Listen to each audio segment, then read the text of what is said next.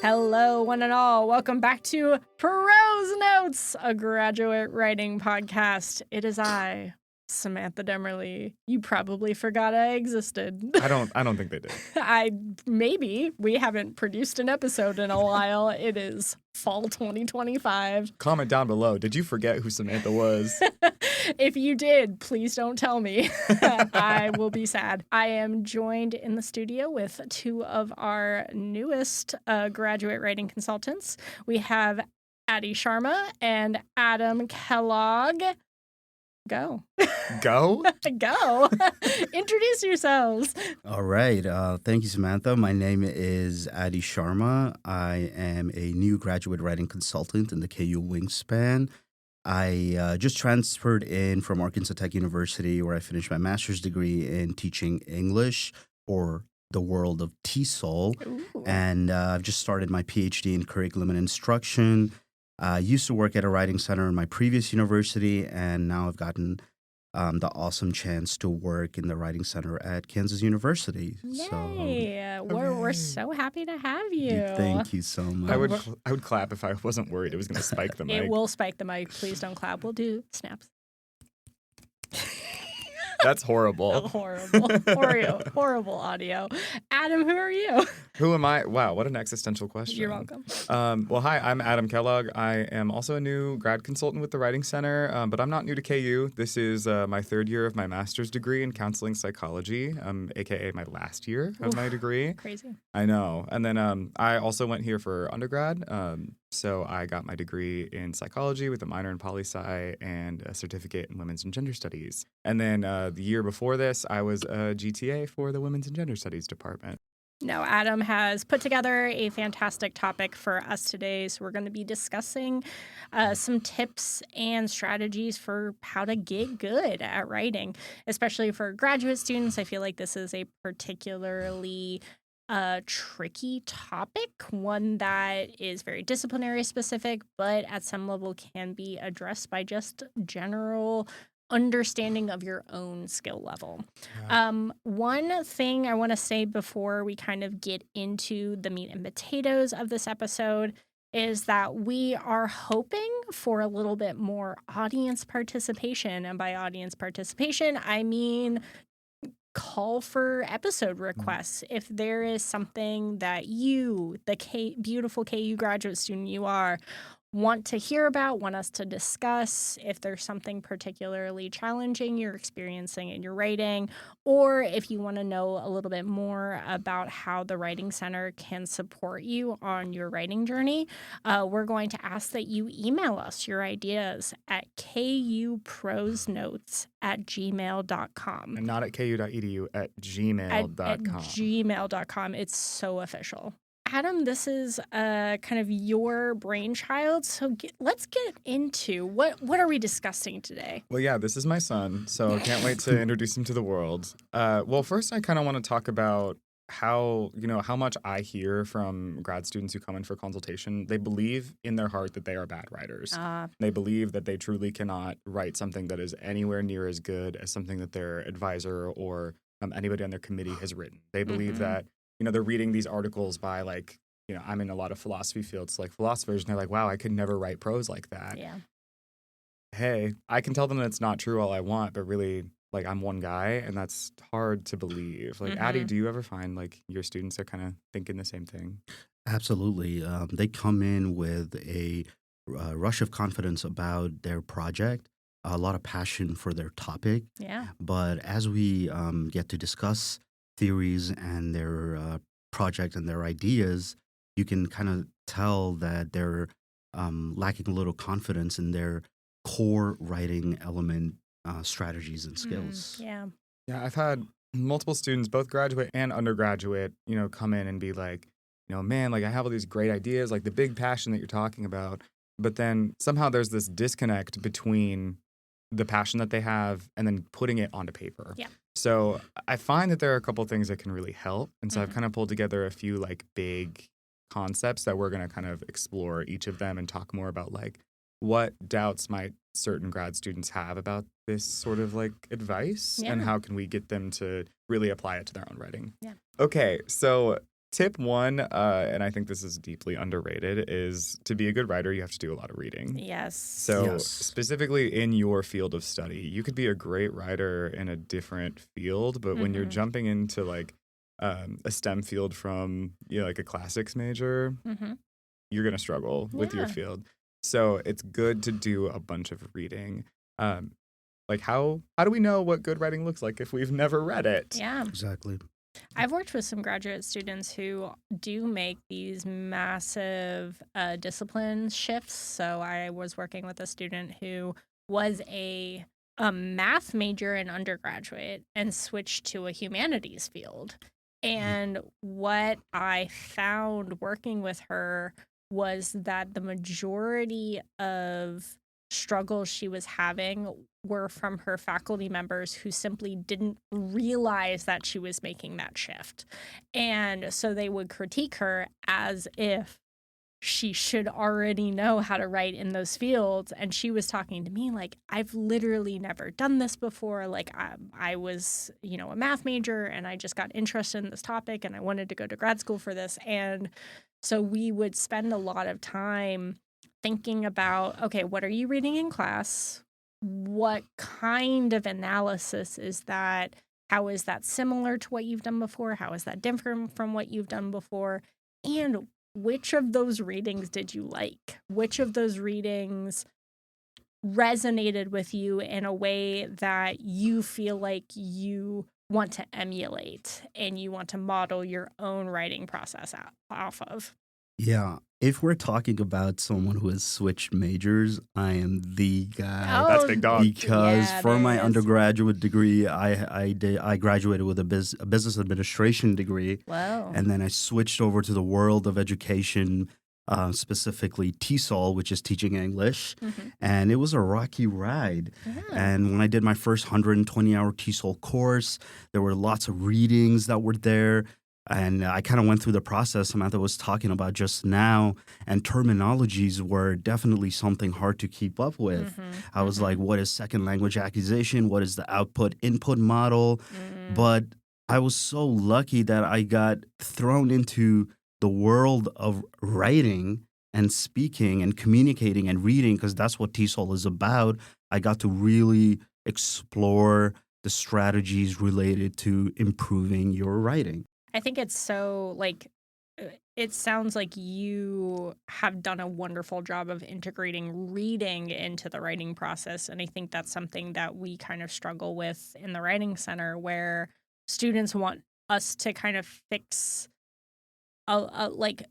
their prose. And then as we ask them questions about the research they've done or kind of how they're thinking, it at some level goes back to what they've been reading and how they've been learning and how they've been absorbing particular concepts or topics. And then there's this kind of awkward moment in the consultation where we're like, well, we can't read the things for you. Yeah, you have to go and actually do the You reading. actually have to go do the readings.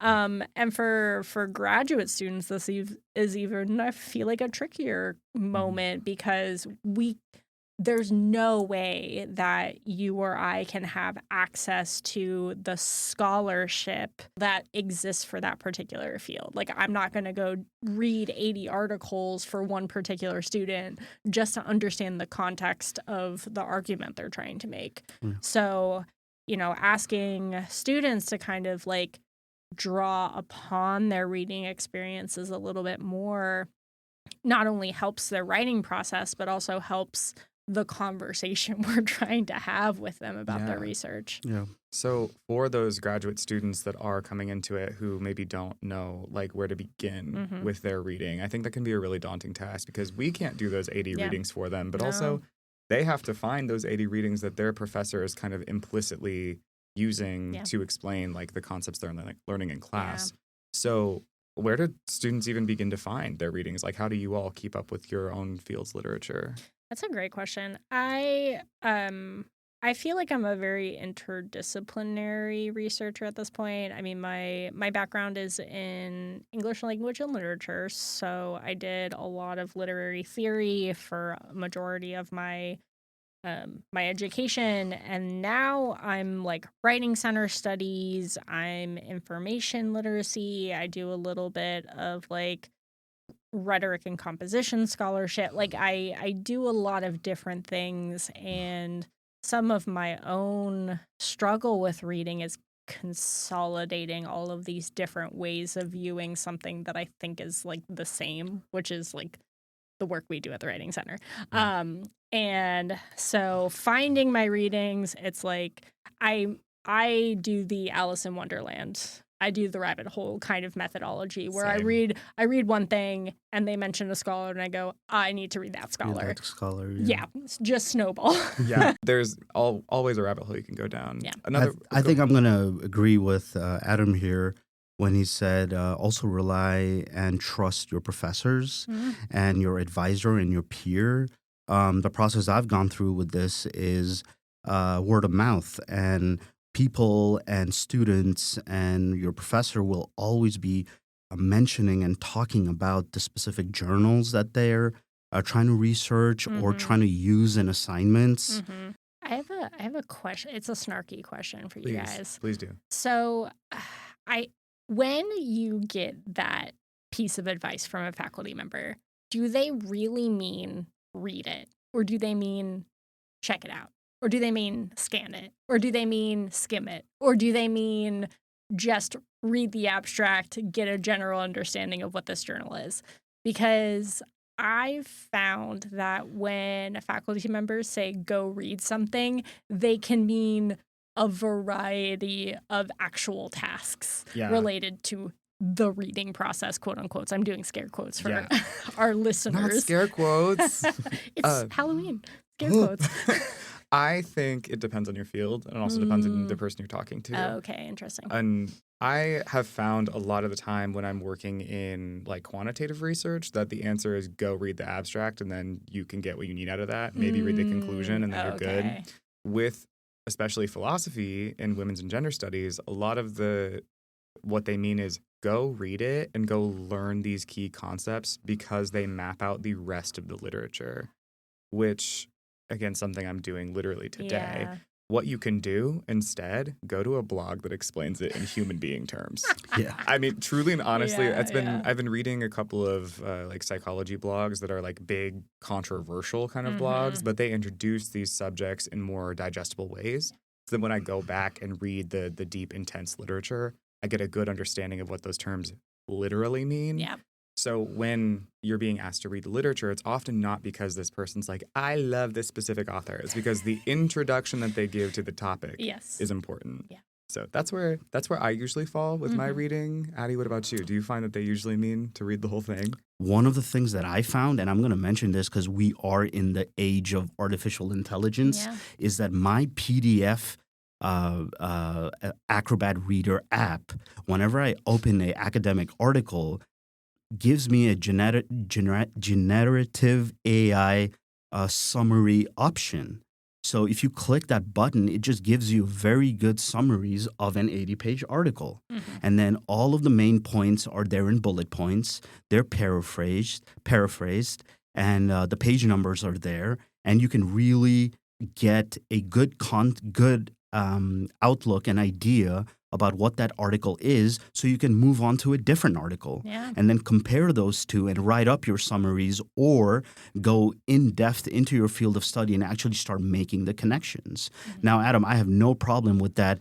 I want to read the abstract and the conclusion. That's like the classic way. I don't either. And, Classic. professors and all senior PhD students do that. They do it so much that it's, All they're first sharing years it. do that. Yeah. But sometimes sometimes just reading the abstract, the conclusion, and maybe a little bit of the data still doesn't give me a good understanding of what I want to truly, get something from this article or this study or this experiment that has been written in your field, which is TESOL for mine. So I think faculty members kind of are giving you the freedom to learn in your own way, explore in your own way, but they're just expecting do it compared to not doing it. Mm-hmm. Be bored in your home and actually open up your laptop rather than watching Netflix. I could or- talk for 1,000 hours about how important it is to be bored. Yeah. Absolutely. This has been like a common topic in my week recently. Also, Addie, as you were talking, and I actually know both of you. Sorry, I didn't mean to No, it's cut fine. you out. No, it's Adam. whatever. That's fine. As you were both talking, I realized something about not only my own scholarship, but also the relationship between reading and citation styles. So, MLA, when you are doing in-text citations, require page numbers. So, if you are, let's say, doing your kind of normal, like, note-taking strategy of I'm just going to read the introduction and the conclusion and just kind of understand a topic that way, usually you're citing page 1. Yeah. You get That's absolutely obvious. revealed by And and that's why you go to the middle and scroll and no, randomly. and that's why you use APA. Yeah. Because APA doesn't require page numbers. Well, it's the American Psychological Association. Yeah. That is my field, baby. This is so funny. I'm realizing, like, I do think there's something very self-conscious about making sure that if you're citing an MLA, you're citing a page that's not page 1. Yeah, try Yeah. just like scroll Control F for the word you're looking for. Yeah. Literally. Or if you're reading a physical book, good for you? Yeah. Question mark. Sorry, these are the hidden curricula. We're getting deep. Deep We're down. much deeper than just tips for We should rename this to grad school life hacks. life hacks for This grad is school. wild. Yeah. Uh, And I mean, that's really the key of what I'm trying to get at is like there are so many things that you learn over Yeah. years of being in just college, not even in grad school, but in college, and how hard sometimes it is to learn those things on your own. In my finding my readings, I often find myself also very confused Oh in yeah. reading.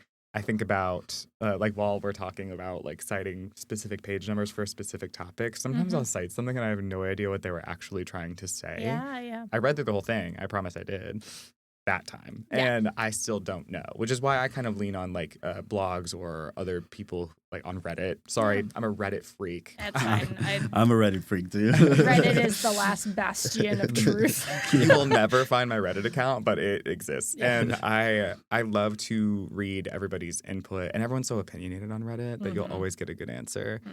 Not an accurate one, but a good one. So- An emotional one. An emotional one. So when you all are reading and you get confused, how do you kind of work through that? Skim it for the first time and then reread it.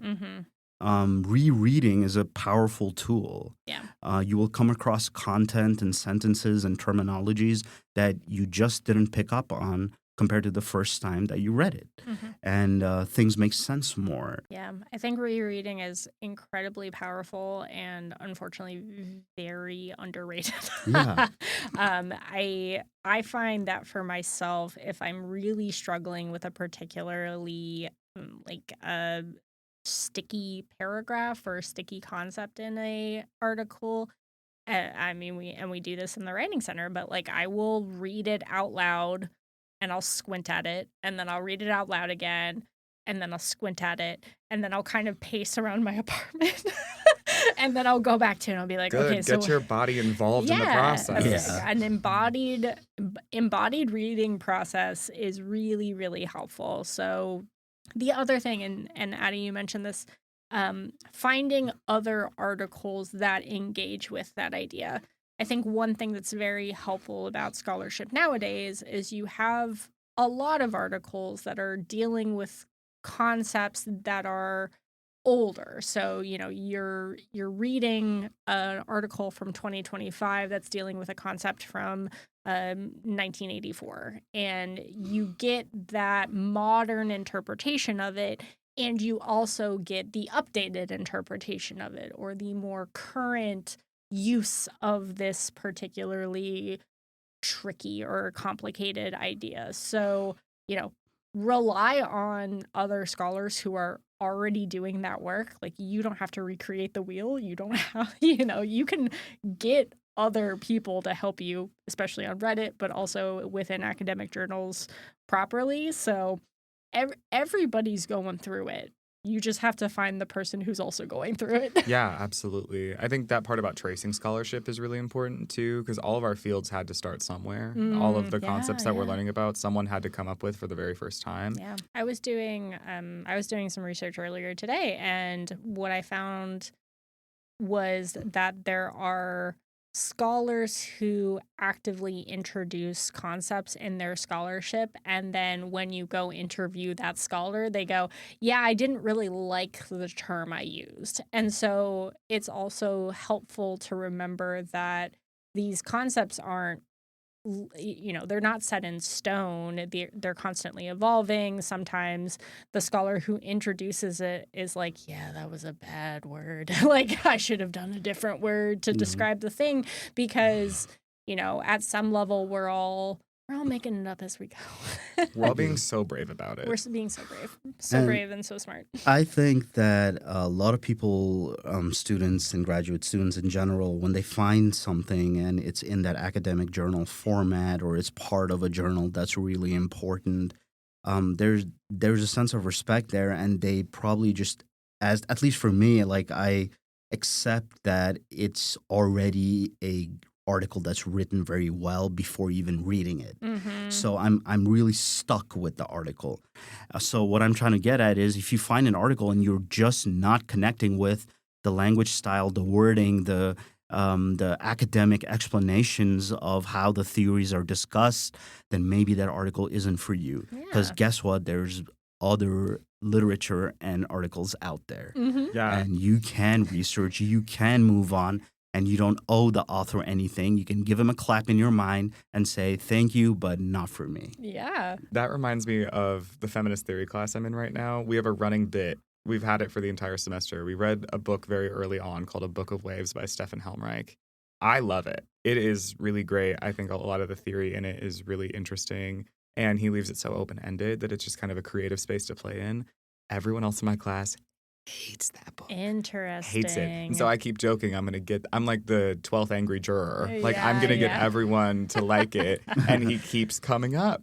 And he keeps popping up in the theory. And I keep winning. I love that you are kind of, making sure that our listeners know that, hey, if you hate a piece of scholarship, you don't have to read it and you don't have to engage with it. I will caveat that slightly, because I do think there's something very powerful about academic pettiness. Oh, yeah. So if you find an article that you disagree with and that you really hate, or that the author is making a claim that feels like entirely antithetical to how you understand the world or the concept that you're dealing with, let that fuel you. Oh, yeah. Read it 12 times over. Read it 12 times. Figure out what exactly in that article you disagree with and use that. Aadi, the point that I love that you're making too is that you don't have to agree with that person. You can even find them deeply wrong. Yeah. It is very funny to read it over and over and over again and become that person's mortal enemy. Yeah. And they don't even know you exist. No, That's my favorite part about academia, I think. So in kind of doing that close reading, kind of reading it 12 times over, doing the rereading, it's also very important to be taking notes on what you're talking about. And that is my second major tip for all of you beautiful people in listening land out there. Hey, Adam. Hey. Great transition. Hey, thanks. It was good. I'm an improv artist. What can I say? Taking detailed notes on readings is another way that you can ensure that you slay your mortal author enemy. So how do you all take notes? I'm a Google Docs girly. Okay. I'm so sorry. I love pen and paper. I love that for you.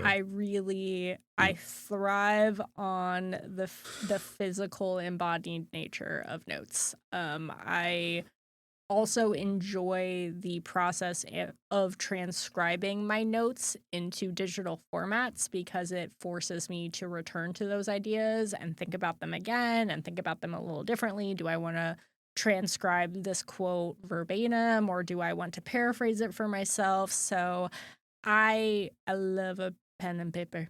I was a pen and paper girly for a very, very long time. What happened? I know. Something broke, and it's called I couldn't control F the note anymore.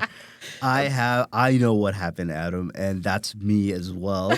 technology got us. You know, Oh. We got so I'm a good. laptop guy. I like the good old plain Word document, Microsoft Word, Mhm. and in bold font.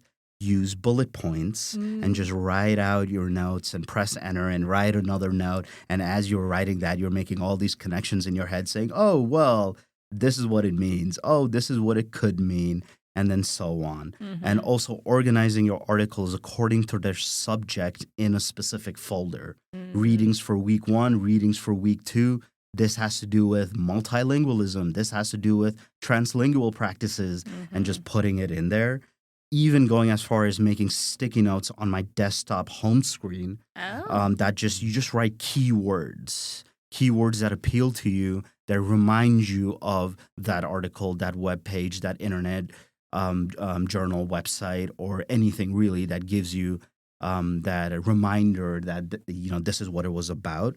But I'm also going to leave it a little open ended here by saying, even though I'm like 31 years old, being in this planet for 31 years old, and starting my PhD. I didn't know you were 31. Oh no! What are you talking about? I'm 18. sorry, my bad.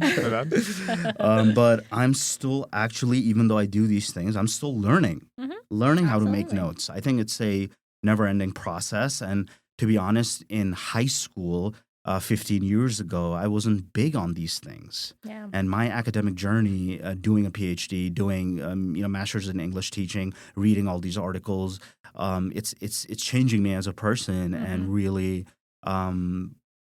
force plus also in my own way, evolve would be the right word, to be a better educator and learner and a teacher. Yeah. And hopefully during this PhD journey, which hopefully I think will last easily 4 to 5 years, I'm hoping to improve my note taking skills. Oh, Yeah. incredible. I think that's a great goal.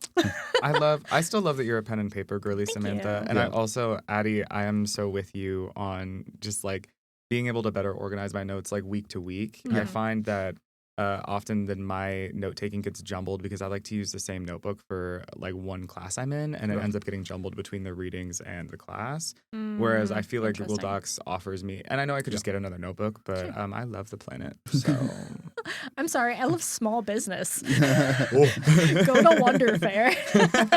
shout out Wonder Fair. Shout out Wonder Fair. No, but I think that one of the things that I love about hearing people's note-taking strategies is that it is so independent, and it's something that you grow into as you're developing as a learner, as you're developing as a scholar, because you're also adapting your notes to your particular needs. So, of course, like I'm a pen and paper girly, but I know I have to write a paper on a digital format because typewriters aren't practical anymore. I'm not old enough for typewriters, but I love a No, typewriter. But my mother is, and she Yeah. tells me all the time. She's like, "You have it so good. You don't have to use whiteout anymore." Yeah, I'm yeah, like, yeah. "Okay." Oh yeah, whiteout. Whiteout, yep, I know. exactly. Those were the days. Those were the days. Not y'all acting like you're 80 years old.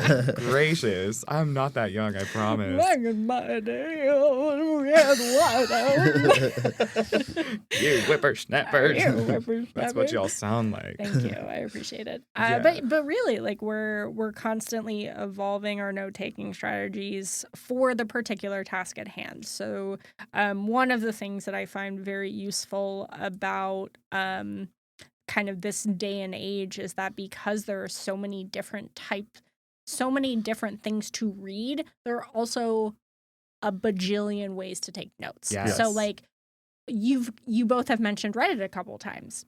Do you take notes on Reddit threads? Yes.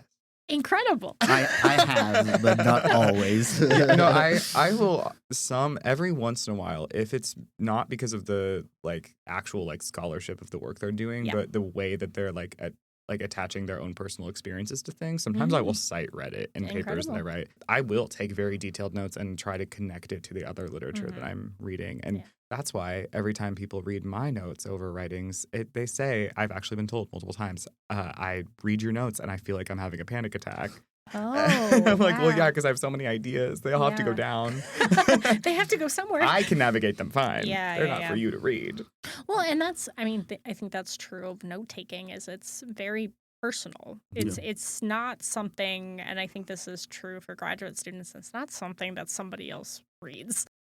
In thinking about the way you take notes and in thinking about the way that you're navigating these concepts, you're already drafting papers. You're already thinking about, what do I want to say for that seminar paper, or what do I want to say in this conference paper, or how am I going to go to class and kind of talk about this idea amongst my peers. So we're already talking about writing. Yeah, note taking is its own form of Yeah. writing. Yeah. Hence, tip number 3: write. Keep writing. Like, just do it poorly, do it often, and do it and you're doing it already, even when Yeah. you don't realize that you are. So, kind of the guiding question I wanted to ask here is, how has each of your writing evolved over time? Mm-hmm. I that's such a wonderful question, but I find that I would describe my own writing evolution as being far more vibes based. Like I am writing for myself at every point in my degree. So my writing has evolved over time with me thinking about who my audience is. And I'm constantly trying to write for different audiences. Most of the time, I'm trying to make myself happy. And I'm trying to enjoy the things that I write and enjoy the things that I read.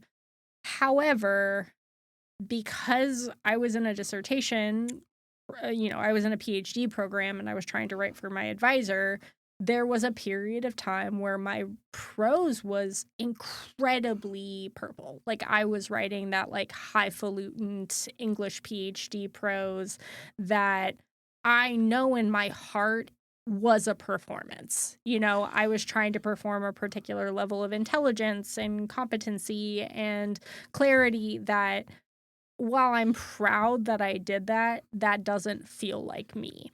So I think over time, I've had these moments of like really good academic prose.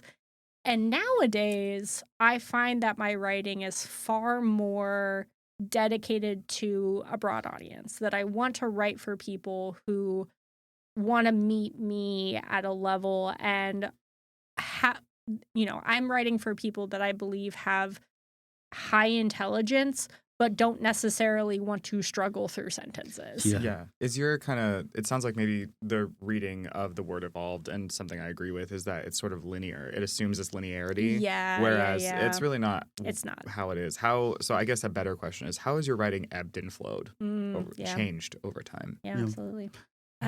So I do want us to kind of think about, because we're talking about developing out these writing voices and thinking about our audience, and using reading strategies to elevate our own understanding of like how we can communicate and to what end we can communicate. But writing is tedious, and it is going to take time, and it's going to take effort, and there are going to be days where you absolutely hate staring at your computer and trying to, revise Yup, something and edit yup. something.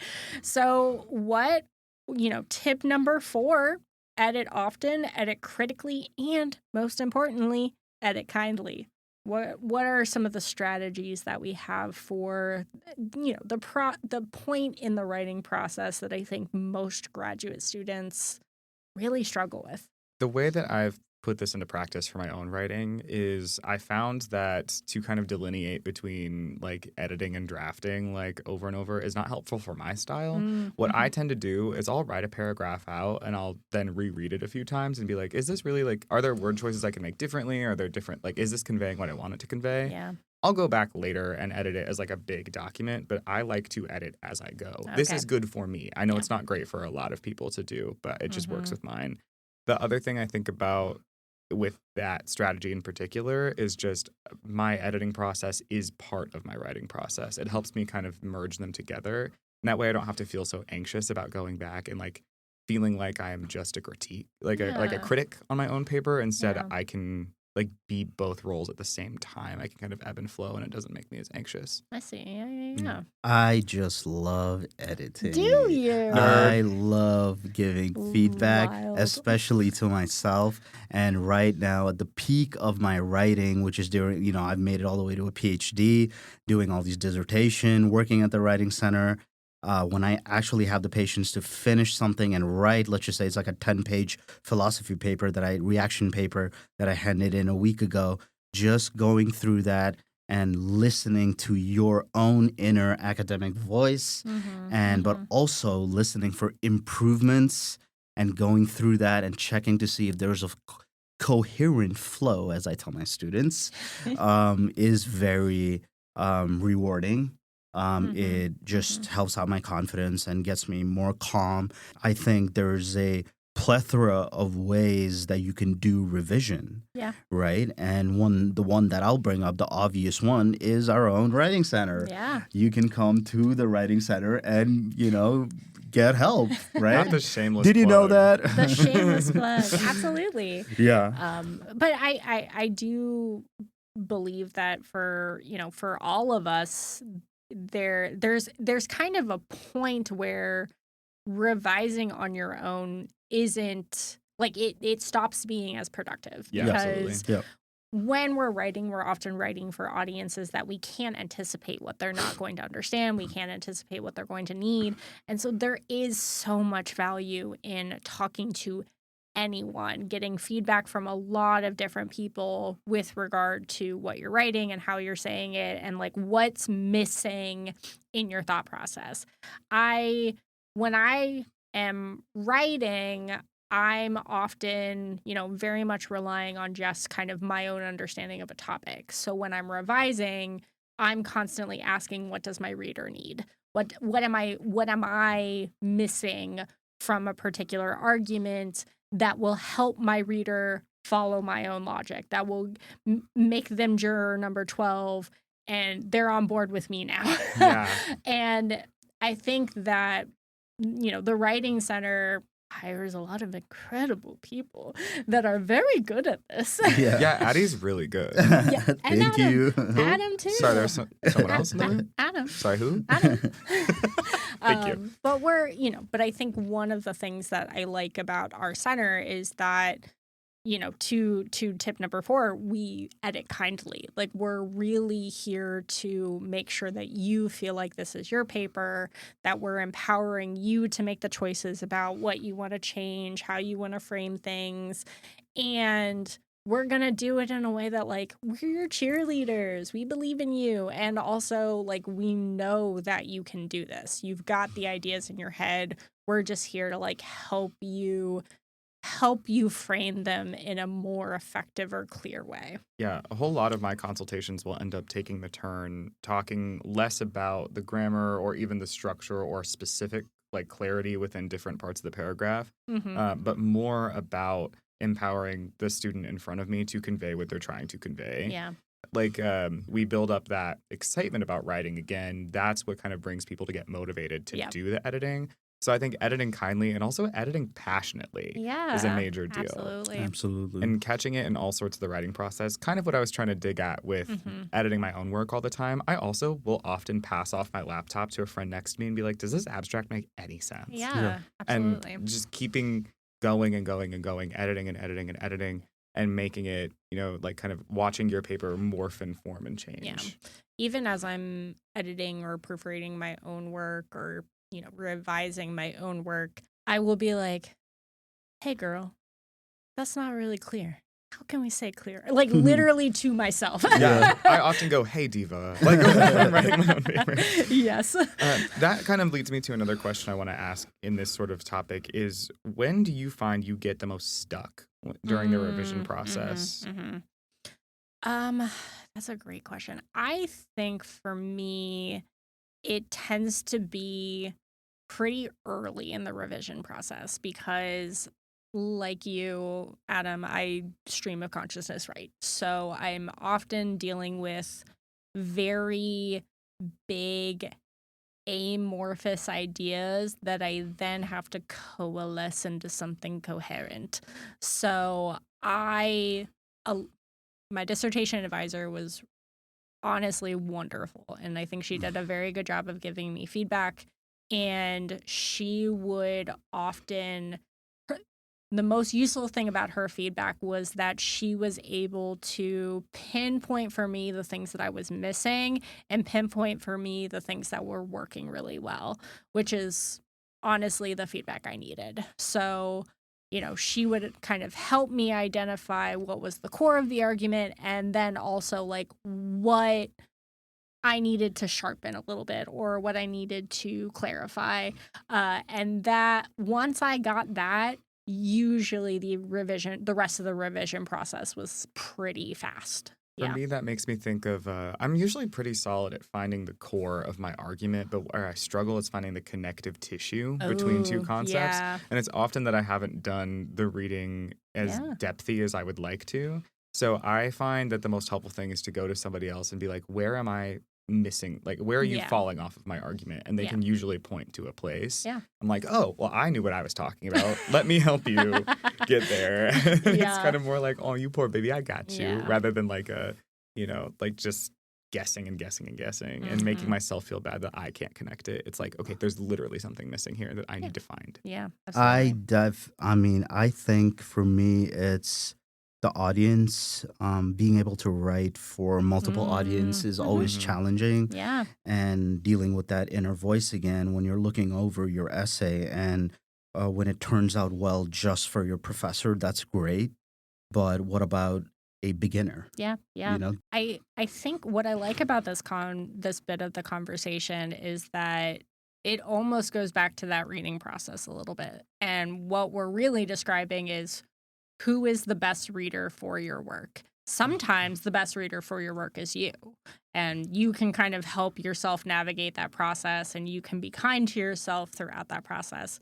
Sometimes you need an advisor or a colleague or a friend to kind of help you identify the things that are missing. And it is, it's back to that readership question, but it's also that empathy question of like who is going to read your work in a way that helps you feel comfortable and confident with the next step and then the next change and the next version of this draft. So Yeah. I love you guys. I love you guys. love you too. Aw. Yeah. And I want to quickly add to this, since being a PhD student now, especially in the dissertation part, there is so many things you can improve as a writer when you're planning, writing, Hmm. and presenting your dissertation. Yep. It's something that a huge challenge of a writing project that you take years ahead Yep. and go through this process of just being creative and editing and constantly like going against your ideas, but also producing some of the most impressive research of your life Yeah. and putting it into words that are really, hopefully, an enjoyable read, Yeah. but also critically very analytical and a good read for a variety of audience. Yeah. You know? The most impressive thing that you'll do thus far. Yeah, exactly. Hey Aadi, you're still so young. Yeah. It's good to hear that once in a while. Yeah, absolutely. Don't worry, Um, I'll call you old. It's okay. Well, I love also that we're talking about these big, massive projects and like Mhm. getting really engaged with those projects and finding ways to like plan them out and like talk to your advisors, like get really deep in it. Yeah. I'm sure that comes with a whole lot of first drafts, a whole lot Yep. of tries and tries agains and cuts and things that are constantly evolving and Mhm. changing. So that leads me to my tip 5, where I hope that everybody listening can get comfortable with being wrong and doing a bad job. Yep. And I highlight this specifically because, Samantha, you introduced me to a book a little while ago by Anne Lamott, Mhm. Shitty First Draft. Shitty first drafts. Shitty One of first draft. one of the best one of the best composition concepts ever in existence. Tell us a little bit about it.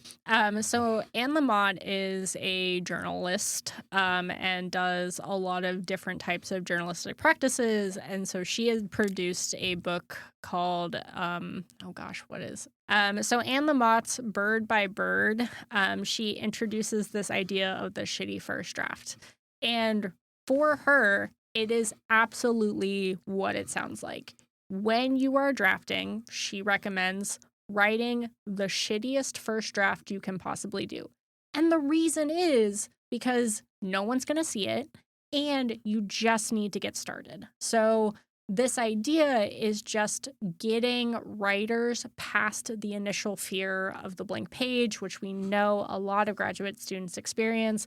But really this is it. I think it's such a freeing concept because it gets writers used to the fact that, one, there are going to be versions of your project that never see the light of day, and that's good.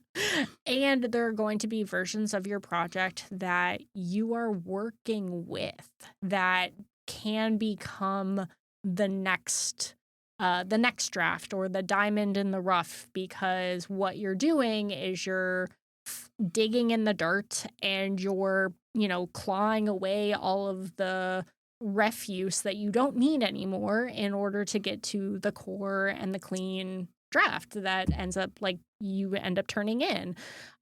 So at some point, we're all bad writers. Like, that's just how it starts, because no writing is translated perfectly from your brain onto the page the first time. Yeah. And also think about how long it's taken you to get to the point where you are now as a writer.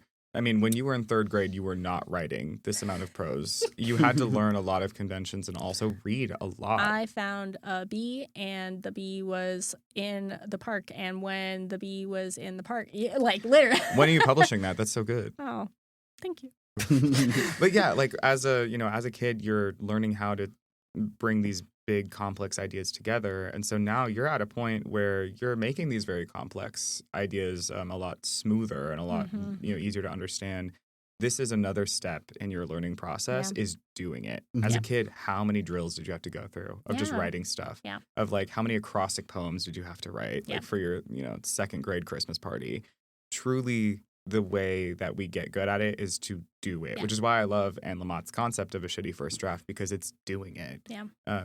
Even if we feel like it's bad, it is a showcase of all of the work that you've been doing so far, and this is the first part in making all those big connections. Yeah. And I'm gonna add one thing here. Like, as I feel kind of fortunate that I get to work on my writing on a day-to-day basis, whether it's my master's degree, whether it's PhD, whether it's helping other people in the writing center, which is so rewarding. Other students don't, you know? Yeah. I know a lot of engineering friends who come up to me and go, I'm dealing with formulas every day. I don't need to write a report or an essay. So and then I tell them, no, come to the writing center. I want to help you with your writing. And then they say, what do I come with? I don't think you got to be able to help me in my writing. And then I tell them you should write a journal, and they go, oh, maybe. Or come with nothing. Yeah. Just tell us what's in your head. Let's work through like how to get a first draft started from just what's in your head. Yeah. And as I've written more and more, surprisingly, like, my communication with other people has gotten better. Yeah. I love the shitty first draft. I think it's an incredibly valuable concept. I know for some students that idea doesn't resonate with them as much. So I often like to use a different metaphor, which is practice. But related to specifically sports practice. So you would never look at an athlete and say, oh, you've made it to a KU team, you don't have to practice anymore. Because what reinforces our abilities is not the big game, it's not the big performance, it's not the course paper, it's the practice. Yeah. Right. I think about this, I'm a power lifter as well. So and we share that a bit, Samantha, absolutely. you and I. So, but what I think about is every time I hit a PR in the gym, it's not because I just pulled up and was feeling extra good about it. I mean, that might be part of it, but truly what it is all that muscle work that even feels useless in the moment. My coach has me doing things twice a week that are small muscle movements. I do a lot of grip work to handle my deadlift. They aren't in direct copies of that, that PR deadlift, but they are helping every single muscle in my hand and my body get stronger. Yeah. So a big part of it is that. The other thing that I think is pretty easy to liken between sports and writing is that when you are done, that PR is you being done with at least this part in your writing journey. But that doesn't mean that I am done training for the rest of my life. It just means this is a really great accomplishment. I'm done. Yeah. Here. there's never a point that you're done, but also the product that you are creating, like now in 2025, is really worth something, and it's worth building upon. Yep. It's not something that should be discarded it's not the baby with the bathwater. Yeah. Yeah, and Adam, that powerlifting example that you brought up, and we have talked about this. I also take the gym very seriously. Coming to the gym today and getting your reps and your sets done with a mind-muscle connection, and then coming in, and then you're done, and you feel so good. The endorphins kick in. You feel stronger. You feel as if you've worked towards your longevity, and you feel confident. And then you're done, but you know that you're going to be back.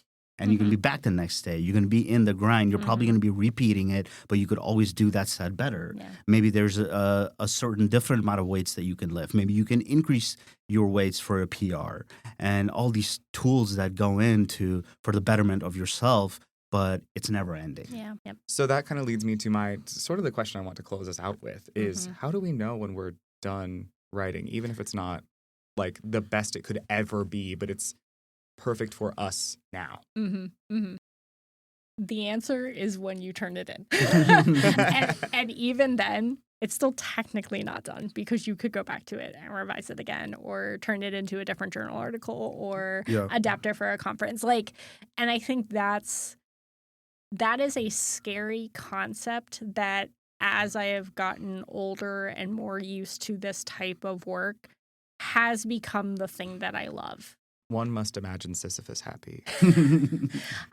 Incredible. Beautiful. It's not Is mine. that from something? I ripped it from a Tumblr post. Oh, okay. That would deeply powerful for me in that one moment that you said that. I'm glad. Yeah. Well, I mean, truly and honestly, just doing the work and getting better and improving is always worth the effort. And even if there is no particular end goal in sight, to push that rock up that hill is in itself pretty rewarding. Yeah. I mean, I think you framed tip 5 as get comfortable with being a bad writer and being wrong, but, not to be trite, Please. No one's a bad writer. We're all just learning. And we're learning even if we are published in a field. We're learning even if we are, well-known academics. We talk to a lot of faculty members across the institution, and all of them describe the same difficulty with starting a project. They all feel like they're kind of starting over, that, these ideas are bad. Everybody goes through this kind of cycle of questioning and self-doubt. And then they get back into the groove, or they remember how cool it is to think about things, or, they find that spark in their research that drives them towards the final product. So we're never going to look at you and say you're a bad writer. We're always going to ask you what you really want to say so that you can get better at articulating that. Yeah. But when your ideas, even if your ideas are bad by your definition, they're ideas. Yeah. You put them down. I think that's what really matters is you put them down and that is part of your process to learn. Yeah. So. Well, we have well exceeded my estimation for time. To all of our listeners, thanks for sticking around. This has been a really fun conversation. We hope that you have taken something useful, interesting, meaningful from our delightful little adventure through Adam's tips and tricks for getting good at writing. And I hope you really just took away that we're all struggling with things. And we're also all growing all the time. Yes. That there's no end point. Yeah. All I gotta say is tune into episode 2. No. Episode 2 for fall 2025. Smash that like button. We don't have a like button. Well, actually, in your mind, you can like mind. it. Yes. The first person to leave a comment on Spotify, then we'll use that as the like and dislike option. Whoa. Sound okay. good? Yes. Okay. Challenge to our listeners. All right. Thanks for listening, all. Tune in next time. Goodbye. Bye. Bye.